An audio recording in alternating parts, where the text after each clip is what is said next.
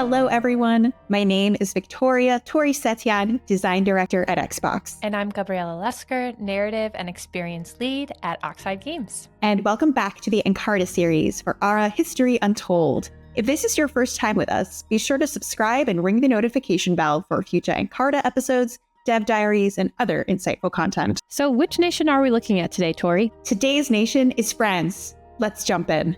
Some of the most notable ancient settlers in France were the Greeks, who founded Marseille in 600 BCE, while Gallic and Celtic tribes migrated from Eastern Europe. Peace halted in 52 BCE when Julius Caesar conquered Gaul, and then Germanic tribes divided Gaul into separate Teutonic kingdoms. By 486 CE, Clovis I had driven out the last Roman governor and became the first ruler of the United Franks. Over the next few centuries, France saw many important events in Europe, including the rise of Charlemagne, the 100 Years' War, and the Black Plague.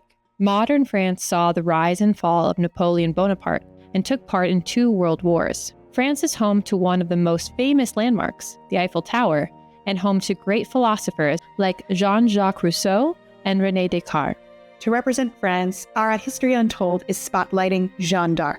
Jeanne d'Arc, also known as Joan of Arc, is a world-renowned French hero and saint with a remarkable life. She was born in France in 1412, with her birth becoming a bit of a folklore tale in her small town of Domremy. At the age of 13, she began having visions of angels, whose voices gave her divine guidance that she claimed encouraged her to support France's war against the English. She is perhaps best known for commanding her troops at the Siege of Orléans, a key victory for France in the 100 Years' War. On her journey home, she was captured by Burgundian forces and sentenced to death for heresy. After her death, her verdict was overturned and she was canonized in the Catholic Church in 1920. Soon after, Jeanne d'Arc was declared a French national hero and remains an important symbol for France. Jeanne d'Arc, France's revered soldier, visionary, and hero, brings unique capabilities as a leader, both on and off the battlefield. Her famed exploits in the 100 Years' War are represented by her leader ability, Maid of Orléans, which naturally grants her forces significant strength when defending her cities and greatly increases their ability to react and move across her territory. Her unique ability to lower war weariness by winning battles can be a significant advantage in long, drawn-out wars, but is especially devastating if she's managed to successfully dig in her troops. Jeanne d'Arc's persuasive trait is a good source of prestige when out of war, especially combined with the many religious verses she can earn thanks to her spiritual trait, speeding up her religious spread. Formidable in combination with Maid of Orléans can make her capital all but impenetrable to foreign aggressors, reducing the military investment you need to protect your borders in case you're pursuing a more peaceful route to victory. Her impulsive trait does set her off on the wrong foot with other leaders, but any invaders should know better than to test her steely resolve.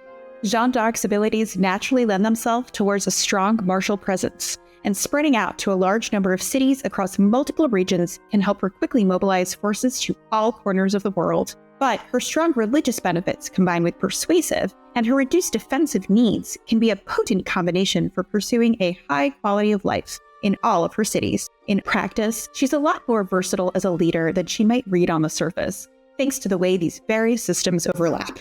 Early on, Angkor Wat is a great option for Jeanne d'Arc, as most of her cities should have shrines or other religious improvements. In Act 2, the White Column can be an incredible force multiplier for the pursuit of religious triumphs and religious spread, valuable whether your aims are military or otherwise. The Cologne Cathedral is another outstanding choice for Jeanne d'Arc, whether your nation is mostly consolidated in one place or spread across the globe. Finally, in the third act, the Lotus Temple is ultimately one of the most powerful triumphs to pursue in that last race to prestige victory.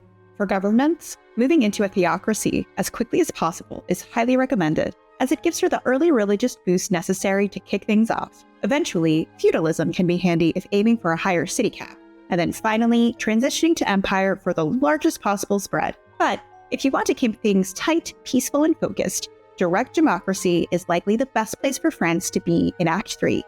Thank you everyone for watching. Today, we would like to shout out Matt Turnbull, our executive producer, for his amazing and insightful contributions to today's video. Be sure to subscribe for future Encarta episodes and let us know in the comments which nations you'd like to see featured. Follow us on the social platforms of your choice.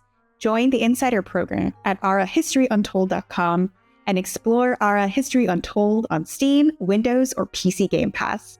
Thanks again, and we'll see you next time.